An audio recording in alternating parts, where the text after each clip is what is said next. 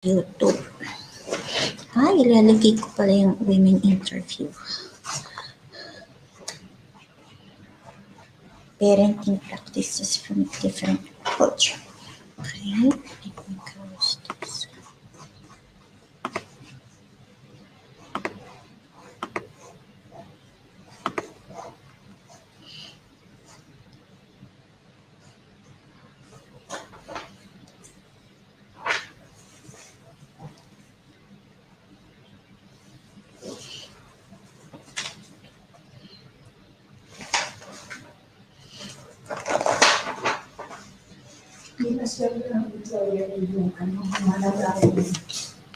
Po? Opo.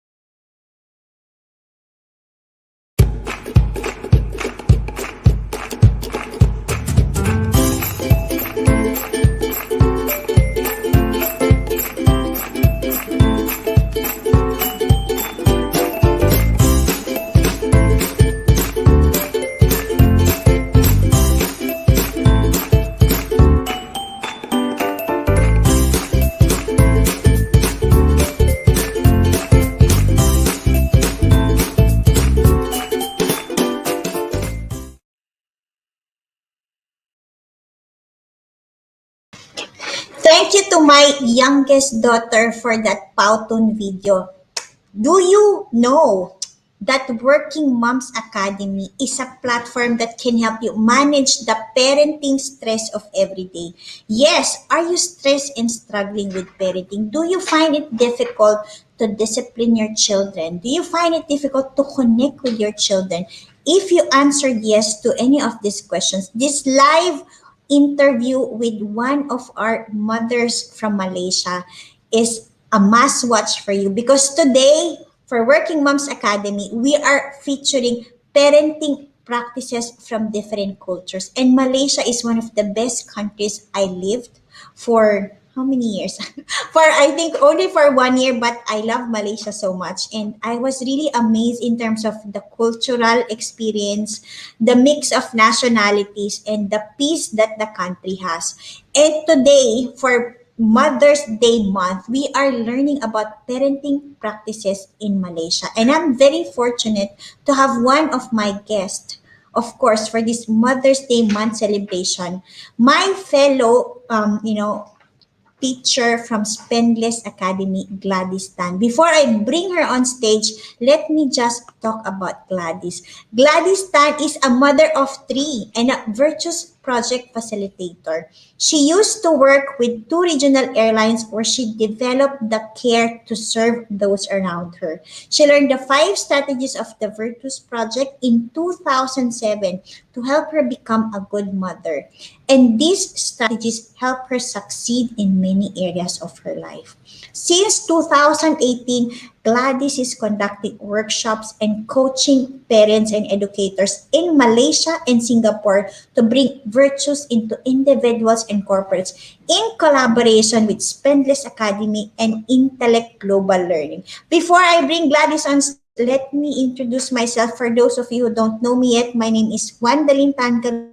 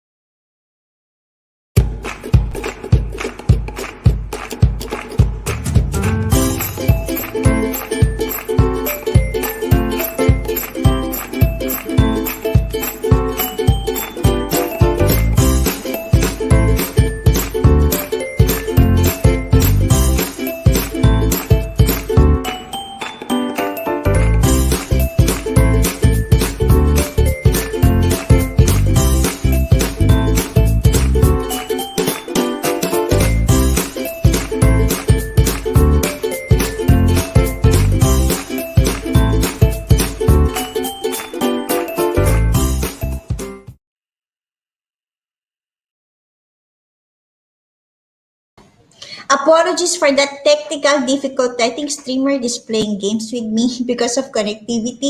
But let me introduce myself because I was cut in the middle. My name is Wanda Tan Kalupik. I'm the founder, lead coach, and trainer of Working Moms Academy. Now, after suffering from burnout in 2014, it has been my life mission to help stressed mothers to avoid stress and overcome burnout so mothers can become better parents, people, and partner. And of course, my goal is to help moms become successful at work and at home in their own terms and conditions. That's why we have Working Moms Academy, where we have opportunity for mothers to learn, to go to training, coaching, and community of moms learning together and growing together. And today, we're talking about parenting for the month of May. And let me bring Gladys on stage. She's a Virtues Project Facilitator. And I would love to hear from her in terms of what are these, parenting culture in Malaysia in general and some stories that we want to hear from her. So let me bring Gladys on stage. Hi, Gladys. Thank you again for saying yes to this. Hi, Wendelin. How are you? Thank you for having me. I always Hi. admire, yeah, I always admire your energy. I always admire your determination and your perseverance to want to serve the community. So thank you. It's an honor to be here. Thank you, Gladys. I think, I was telling myself, what is the rescue that I want and what's the help that I want to do when I want to go back to my old self? And always the answer is that I need a lot of help to become a better mother, to become a better person, to become a better partner. So that's why these ideas just pop up. Okay, why not do this, live webinars and stuff? And I've been learning a lot of, from people that I'm interviewing. And today I'm very excited and I'm very thankful to have you. So thank you for saying yes to this. I was thinking, what are the interesting cultures that is good? I mean, I know there are many countries, right? But what I really found most interesting in one of the countries I've traveled to, because when I was working with Emirates Airlines, I had the opportunity to travel in other parts of the countries. But but Malaysia is one thing that gave me a lot of I say good impression because I also lived in Malaysia, and what I've seen in Malaysia is that there's a you might think Malaysia is a Muslim country, but when you are there, there's a lot of Chinese, there's a lot of Indians, and they coexist peacefully. And when I was in Malaysia, my kids are always very happy because every month there's a holiday. Because Malaysia is celebrating, the holidays of every religion from Christmas to Eid to Ramadan, even I think the Buddhist and whatever religion there is. So that is something that I admire. And one thing I love the most about Malaysia is the food and the Oh, patience of the yes. people. I mean, when I was there, nobody was really honking. I mean, in terms of the road, because people felt it's disrespectful. So that's something that I love. So today we'll talk about parenting. So let's talk about just a quick information about. I know a lot of our parenting styles came from our parents, right? I mean, when I became a parent, I really don't know how. So my initial instinct was, oh, what did my mom do to me? And I did it to my children. So can you just tell us a brief background in terms of what is your parenting style based on what you learned from your own parents? Yeah. So, like you said, right, we automatically do what our parents did to us, or because that's the only way they know. They do their best, right? That's the way they know how to do it. So that's how they did it. Yeah. So there are many different ways here, like you mentioned. There are three. There are the main three races in Malaysia. We live in a multicultural environment, and even within a particular culture and community, there are many different styles.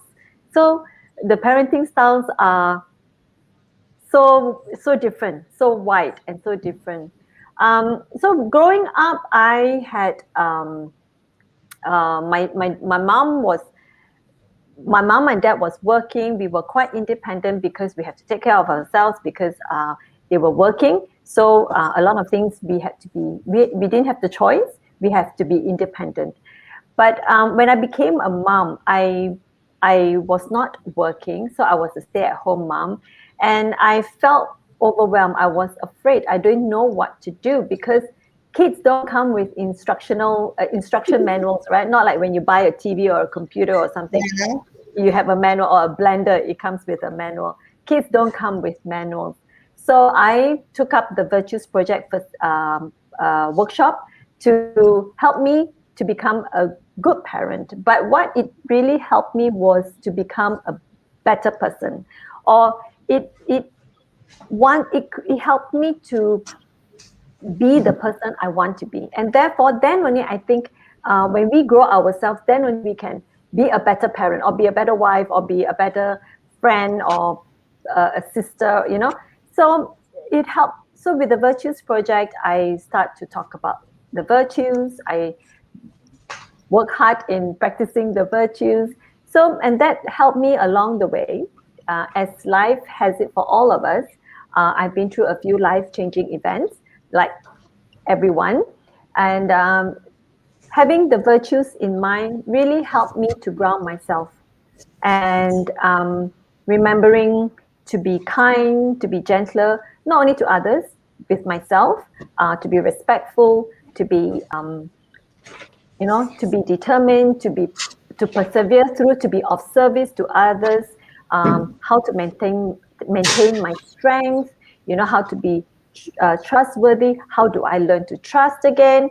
So things like that. And so virtues have been with me since 2007, when I first became a new mom.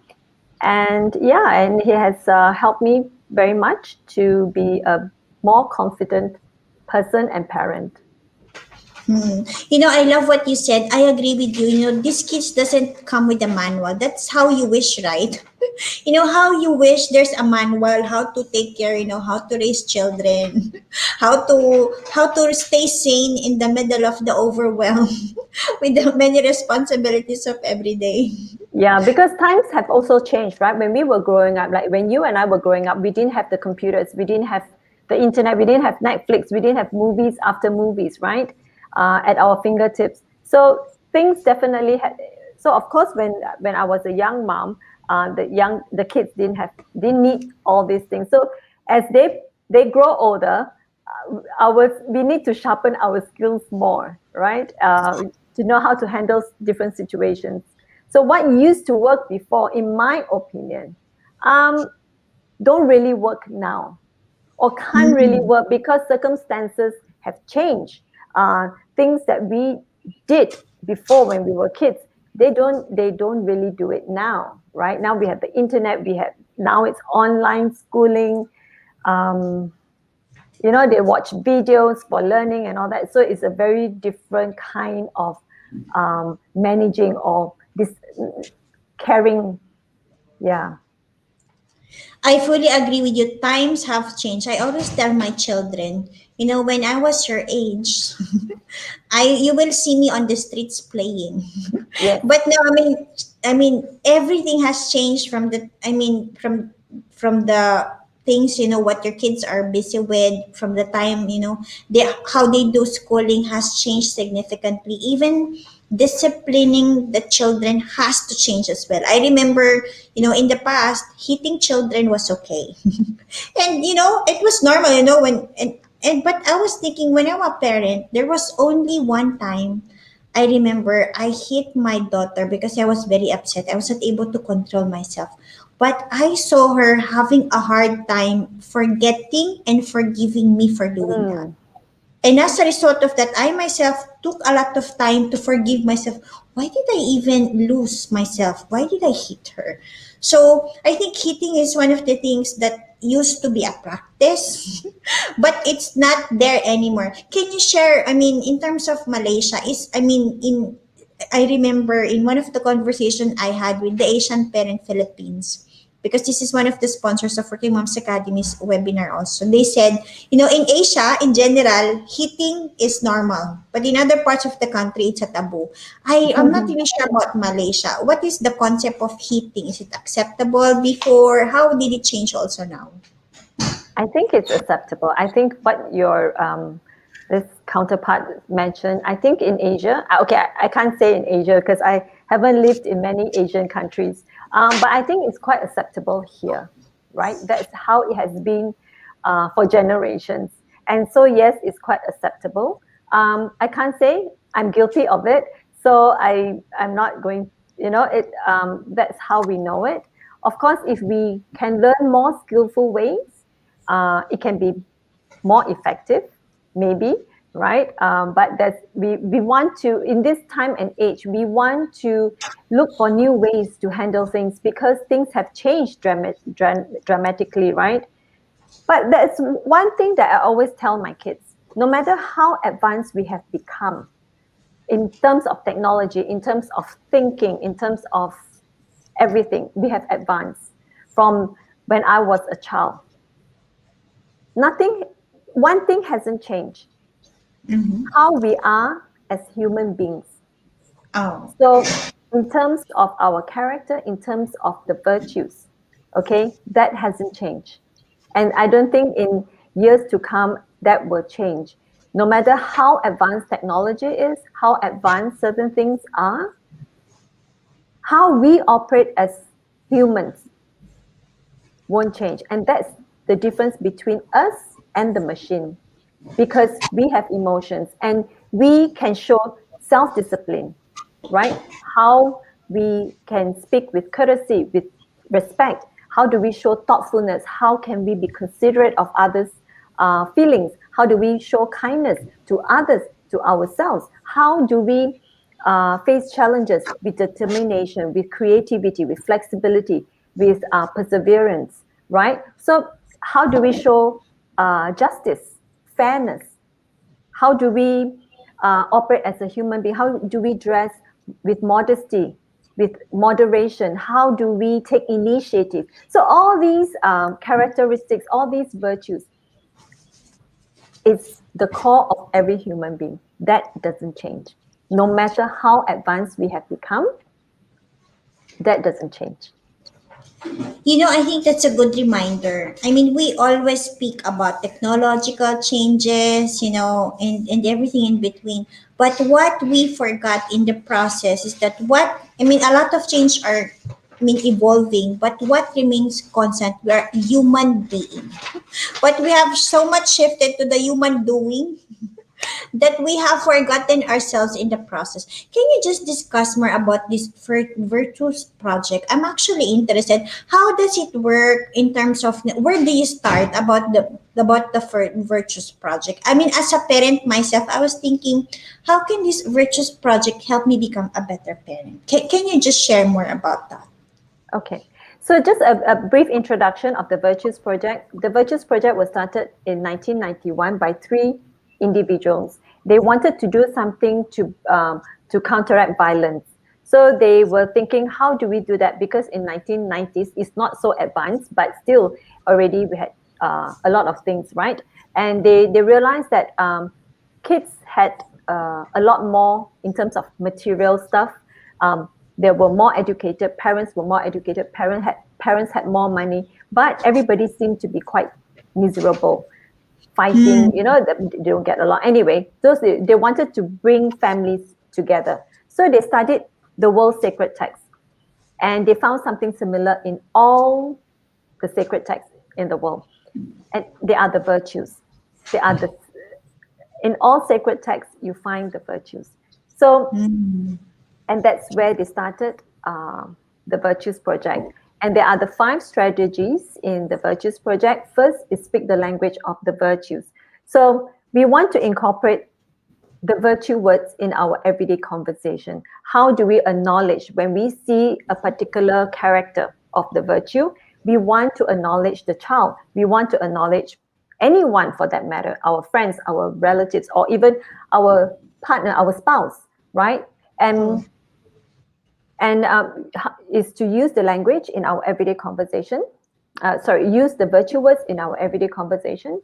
And then there is recognize teachable moments. How do we take challenges, turn challenges into opportunities, right? Oh. Because that's life, right? Things will go wrong. We will make mistakes. Other people will make mistakes. And how do we learn and grow from the mistakes, right? How do we turn the mistake into opportunities? Third is set clear boundaries. How do we set boundaries within the virtues? So, for example, if I feel that my home needs more respect, right? So now Mm, I want to encourage my children, maybe, or even me speaking more respectfully towards my children. mhm, It's for the family, not only for the children, but for the whole family, adults included. So how do I set boundaries within the virtue of respect, right? So that's set clear boundaries. Fourth is honor the spirit. How can we incorporate virtues into our celebrations, into our mm, daily life, really, so that so that we always have the virtues in mind.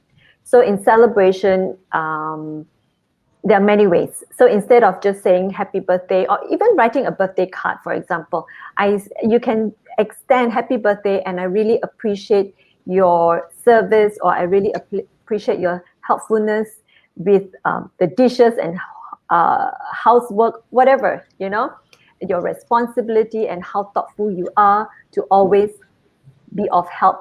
There are many ways to express, right? So we want to use the virtues to express. And when we can do that, the kids, or anyone for that matter, they feel valued. They know I am helpful, I am responsible, I am thoughtful, I am considerate, right? And that builds self esteem, authentic mm, self esteem, because we are faced with a lot of how to say, competitions, right? Now with I don't know, for girls, how they look, maybe it's material things, the phone or the computer. I'm not sure what it is, but we are faced with a lot of how to say, comparison these days, right? So what we want is to really use the virtues to build authentic self-esteem. And then the last strategy is offer companioning.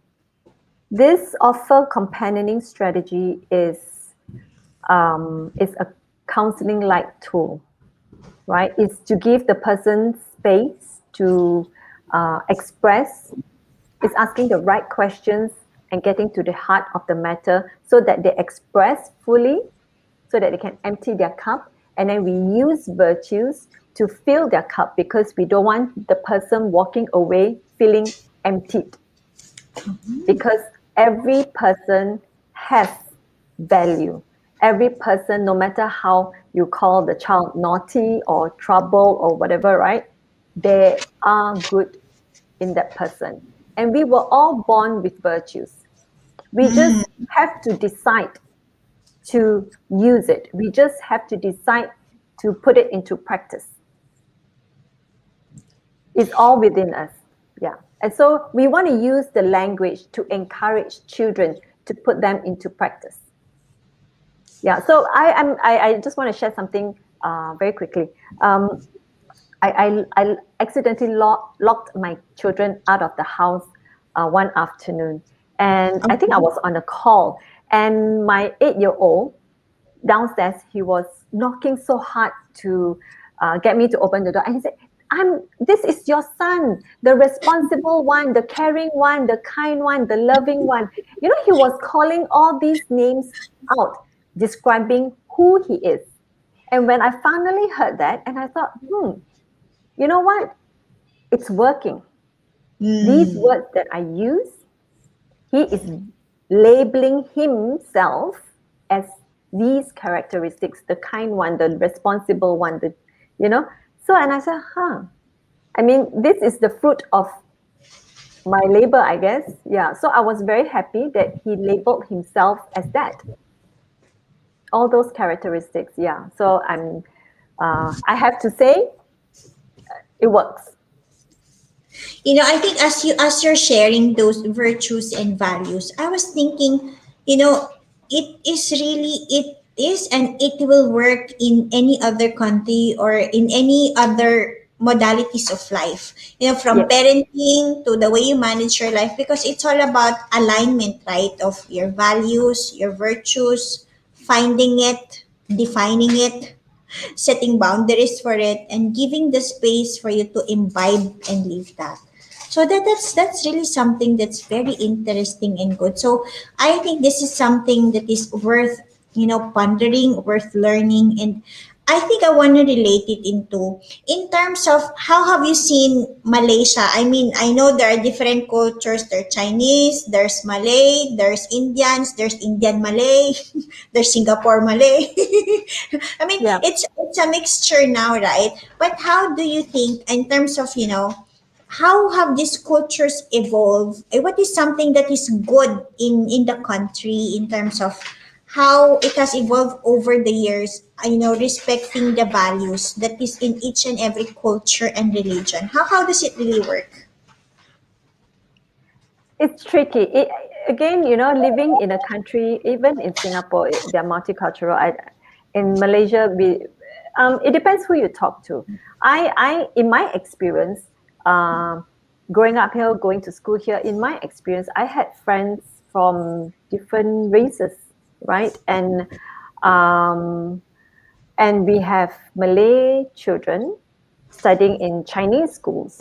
And Mm. in my experience, I can only speak for myself. I can't speak for anybody else. In my experience, living here all these years, having Malay friends, Indian friends, and I don't. I think we are peaceful. Of course, there are different groups of people will say different things, um, but I think in my environment and the people I know, we do try to make it work. We respect each other's culture, each other's religion. We celebrate all the celebrations, So we make it a big deal. When it's Hari Raya, we visit well, now we can't visit, but we used to go find Malay food. But even this Hari Raya, we made it a point to buy rendang, Yeah. to have like Malay meal at home because it's Hari Raya, right? So yeah, so we do try. I mean, a lot of people do try to live with each other peacefully, because then what if we don't do that? Then what are we going to become? How do we live, right? So yeah, I think, as you are explaining it, it is the value and virtue of respect that yes, made Malaysia a very peaceful, multicultural environment. And you can see, I mean, if you go to the mall, you can see all kinds of people, all kinds of restaurants for that matter. So it's always like a feast, a feast in the yeah. island. Yes, and then the decorations of the Chinese New Year, like this year, the Chinese New Year decoration was up, and then it came down, and then the Hari Raya decoration was up. So it really we do try to celebrate every occasion. But the thing with the virtues, right? You see, virtues are accepted in all cultures and communities. So you can actually bring the virtues, no matter what background you come from, what community and what race or religion, or where you went to school, or it doesn't matter. Virtues are the virtues. Virtues are accepted in all cultures and communities. So for example, uh, in the Malay culture, right, how they show respect, for example, if I'm a child, I'm visiting someone's home, I would salam, right? I think in Dubai, they salam as well, right? The younger generation will salam with the older generation to show of respect, right? To show respect. Yeah. So of course, in the Chinese culture, we don't salam, but I was brought up to greet. When I go into someone's house, I was told to greet each and every adult, to say hi, acknowledge them, and it's a form of respect to tell them, hi, I'm here. So, and before I leave the home, I would also say goodbye to each and every adult. That's the Wow. way we show respect. So we may show respect for example, in a Malay home and in a Chinese home, different acts of respect, but respect, courtesy is accepted in all culture and communities. So when you talk about the virtues, no matter where you come from, virtues are accepted everywhere. Yeah. I agree with you, but I think, just listening to that conversation of saying hi and goodbye to every adult is so huge, right? As a responsibility. I mean, in our country, as in our family, when we attend occasions, normally we'll just say goodbye to the event host.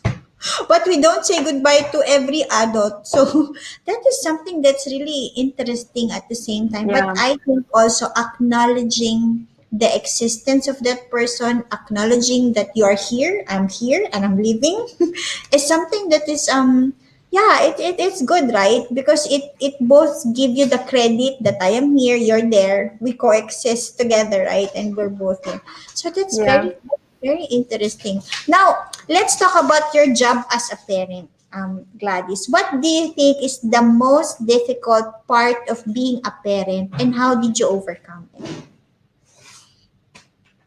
Okay, I guess probably communication. I have 3 kids, so they have very different character, all 3. Hmm. My eldest is a boy. He doesn't like to talk. He doesn't like to chat, right? And second child is a girl. She likes to talk, and sometimes I'm impatient, and I was separated from their dad before, and of course at that time I was going through a lot of emotional roller coaster. It's so I didn't have the patience to listen when she wanted to talk, right? And I think it's not just my challenge. I think it's also the kids, the children's challenge, uh, getting me to understand, maybe, right? Because I was going through my own emotional whatever, and I think the most difficult part for me is to remember this child needs this kind of care and this child needs this kind of attention, and then as they go through different stages, again, girl and boy has different needs. Yeah. So, but I think as mothers, right? I think mothers all around the world will agree with me that we are very flexible. We are very flexible. We are very creative in solving problems. Not say that we are very good at multitasking, but we can switch quite easily, right? So the flexibility is there, and we can attend to things very fast. So knowing that I am, or we were just made that way. So it's difficult, but not that difficult, because I think that's what we were made as women. Men are wired differently, so that's different. Thank you for Yeah. sharing that. I remembered when I studied NLP, and I fully understood now the difference between men and women because, growing up, I was only surrounded by women because my dad died when I was 9. And, then when I married and when I had a partner, it was kind of difficult for me to have a conversation because, I felt that he's not talking enough. Then I thought there was a problem because he's not speaking. I used to ask him, do we have a problem? And I learned that through the years, there's really a big difference. I read this book, Why Men Don't Listen and Women Cannot Read Maps. And in that book, I was really laughing so hard because I can see how much that book has opened my mind to the difference between men and women. Like they said, men have words of 500 to 2,000. 2,000 is the maximum words. We Yeah. women, minimum 2,000, maximum 10,000. Yes. So, so if men speak less, that's okay, and they're really okay if they don't speak. But for we women, we really have to, converse, to speak. This is our way of expressing ourselves. And I agree with you. I have 2 kids. Both are girls, thankfully. But even they have very unique personalities. And that is initially, I was parenting them the same. And I was thinking, Mm. why did they not grow up the same when I raised them the same? But flexibility is a gift that mothers have. Creativity, as you said, is another gift that we can always reinvent ourselves, right? To Yep. attune with the needs of our children. And now that I've learned that, acknowledge also that, oh wait, I can parent the same, but it has to be different also, because I have two unique beings that I need to guide life with. And when I started to understand that, when I also explained to my children, there's no need for you to compare each other's notes, or to, Yep. to always look at each other, she's doing this, I'm not that, because you are your own unique self. And I myself, as your mother, the role is to make you understand that you're both different in your own ways. So I will always talk to you to differently also. I used to shout, I remember. But my eldest will cry because she's an empath. But my youngest will ignore me fully. So I was like, how come, right? Yeah. It's same voice but different reaction. So that is how I changed my parenting style also. So this reminded me of that. Now for you, you do have a girl and a boy. What advice can you give to, how did you manage, parenting these children who are very unique personalities because of how their brains are wired also? Can you just give us some techniques, please? Yeah, so for me, I always go back to the virtues. I mean, of course, I have to identify the characteristics that are different and name it what it is. Of course, the girl is more creative, and so I talk about her creativity. I talk to her about it, and we talk about each other's strengths as well, right?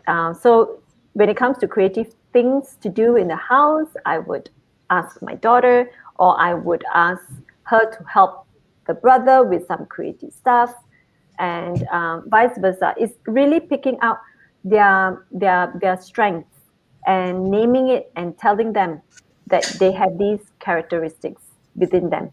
Um, yeah, and I think now that the two of them are teenagers, they know that they cannot be all of it, right? So we have to we help each other, because if your strength is that, you help me with this, so it's a teamwork, right? Eventually they go out to work, they have to work in a team, or even if they are entrepreneurs, they need to manage a team of people. They need to know who is good in what, and therefore we support each other in that way. So like now everyone's stuck at home, so I said, you guys have to pull your weight. You have to pick up my slack. I will pick up yours. You see me slack off, you pick up mine, and I do the same for you. So that's how we work together. The difference is really just to recognize each person, whether girl or boy. Each person have their strengths, and name what you want them, or you think that can help them in work or in life later, what characteristics they need to grow, and how do you use the language of virtues to encourage them to practice what they are not so good in. Yeah, I so I know. think language is very important. You said about communication and language. I think this is another, other than the virtues, right? It's the commonality of the language that you speak to your children that can help you connect with them regardless of what age or stage they are. So I love that. Thank you for sharing that. Now, in terms of, is there any unspoken parenting rule in Malaysia or in your country, for example, that you cannot or you cannot do? Is there something like that that you know? Can or cannot do. I guess we have to behave when we're out in public, so that we don't let our parents lose face, something like that. Don't embarrass the parents and say they are bad parents. Yeah, I think having the face thing is quite a thing in Malaysia. I'm not sure about the other, for Chinese at least. Yeah. It's not, I think not only in Malaysia, in our culture, also in the Philippines. I remember my mom will also tell me, you need to make sure that you behave because it's a reflection of me. And also, she always tells me, make sure that your children will behave and grow up well because it's a reflection of who you are. And I was like, huh? It used to be a puzzle to me when I was younger. But I mean, looking now at myself as a parent, I think that is also true, right? I mean, when Yes. your kids are, having that bad behavior, it's a reflection of how you've brought them up. And in the process, it's a reflection of who you are as well. So losing face is like an impact, right? Yeah. It's what you harvest later. So that's actually that's something I think that not, I think in an Asian culture, I've seen that. I've seen Yeah, that. probably more of an Asian thing. But then I also tell my kids this. I mean, yes, it's a reflection of how I bring my children up. It's a reflection of me, perhaps. But at some point, that has to stop. At some point, they are their own person, and they have to be accountable of their own actions. At some point, you can only blame your parents up to a certain age. I haven't decided which age yet, but at what age. But at some point, you have to be accountable for your own actions already. We are here to guide, to impart maybe some knowledge and to inspire, to encourage, and to uh, all that. But you it's at some point you have to take responsibility and being accountable of your own actions. Yeah.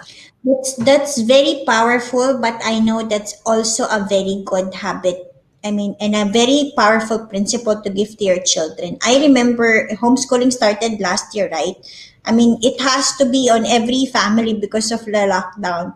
And I Yeah. remember I used to be very stressed because I was telling my children, did you do your assignment? Did you do this?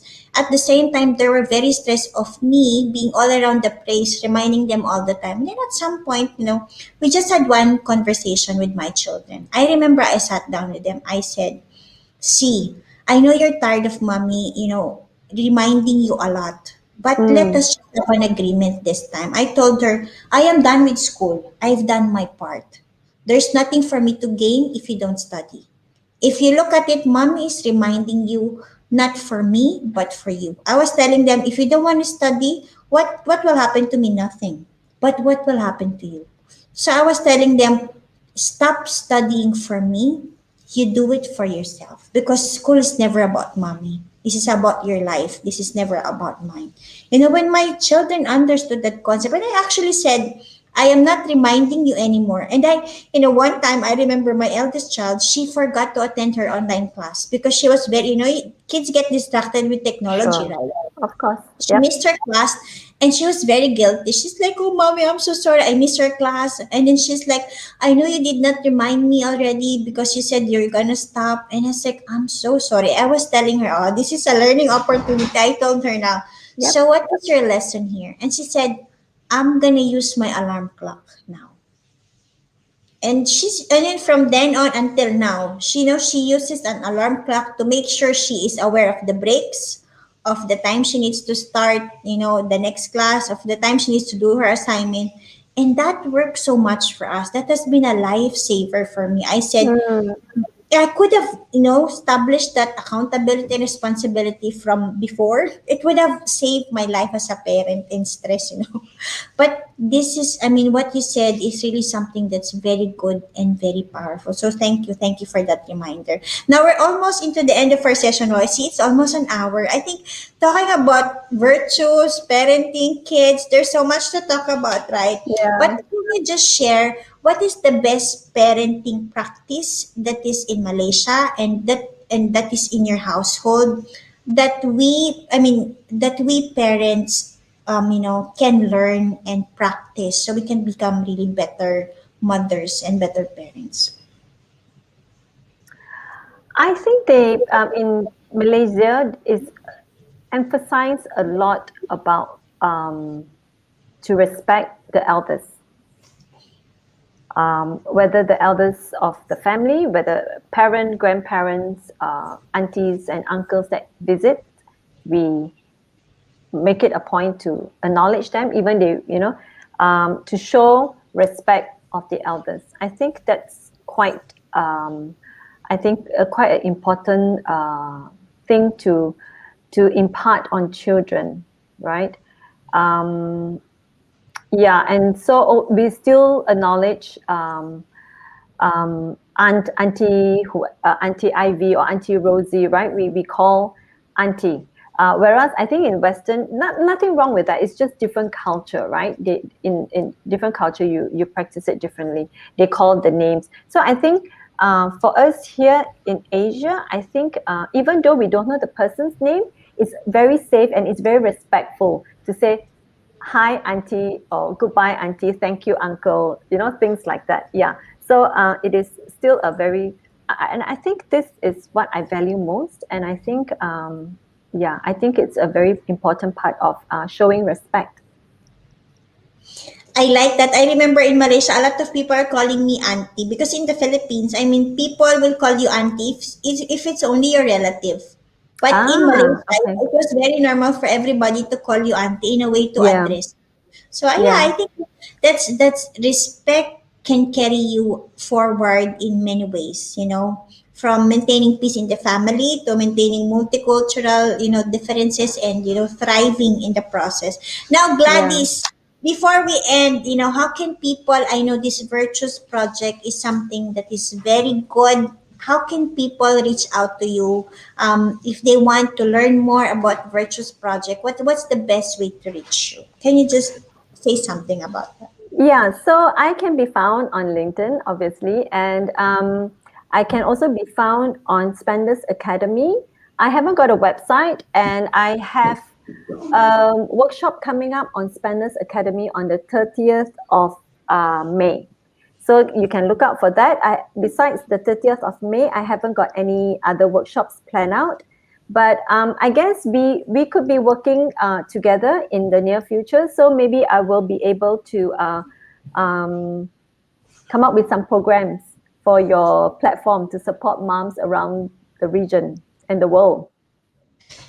Would love that. I would love, when I mean, I was really very curious about the Virtus project when I was reading through your profile. That's why I was thinking, let us have this discussion live and talk more about it. But of course, I would love to have this in Working Moms Academy. I think Virtus is something that needs to be, it will always be there. She said, human beings as we are, it's a good way for us to learn, how to become better people, parents, and Yeah. partners. So thank you, Gladys. I look forward to that. Please get in touch with Gladys Tan on Spendless Academy. She has a webinar this May 30th. Um, just check on Spendless Academy. You can drop the link now, Gladys, if you want. I'm going to publish that. Now, Okay. while Gladys is getting that link, I hope also and I look forward to inviting you. Similarly for Spendless Academy, I have a workshop on June 12th, on June 19th. It's purpose driven career. What am I meant to do? I found it very, they said more than 85% of people are unhappy with their jobs. I've been there and I've learned what am I meant to do in the world. That's why I'm doing these live webinars. That's why I started Working Moms Academy, because I learned that I am here to help inspire and empower mothers to be happy at work and at home and to overcome the stress of every day. Now, if you are in that, stage of your life where you want to be clear, who are you? What are you meant to do? Because the truth is that you are here for a purpose. You have a purpose as unique as your fingerprint, and there's a job that is meant for you to do in the world. So if you do want to know more about that, please, I'll drop the link here. Visit Spendless Academy and you can enroll for that workshop. There's a special pricing that is only valid until June 12th. So please, if this is for you, I would like to invite you. Let me also drop, this is Gladys workshop on May 30th. So please do, of course, go to Spendless Academy. I think there's just problem with the comments. Let me just type that, Gladys, yeah? Okay. So it's Yeah. there. Thank So you. here on the screen, spendlessacademy.com, empowerment through virtues-based strategies with Gladys Tan on May 30th. Please do attend her webinar. And of course, Gladys, again, I would like to thank you very much for this time. If there's anything we can do together in the future to help more mothers understand virtues, values, and everything, about this life, then I would love to be Yep. there with you. So for those of you who are watching this on live or on replay, this is Working Moms Academy's live webinar where every week I go live interviewing women, understanding what are the best practices for you to be, stress-free, happier, how to be more, peaceful and sane as we go through life to become better people, parents, and partners. Today is about parenting practices in Malaysia. We learned about the Virtues Project also. And that's all for today. I look forward to seeing you again next week for another parenting practice culture, learning from one parent from Malaysia, from Australia. My guest next week is from Australia. And of course, another live coaching call will happen next week. Thank you, Gladys, so much for your Thank time. you so much Hope you for have a having me. most Take welcome. care. Have a great weekend. Thank you, Bye. Gladys. Bye.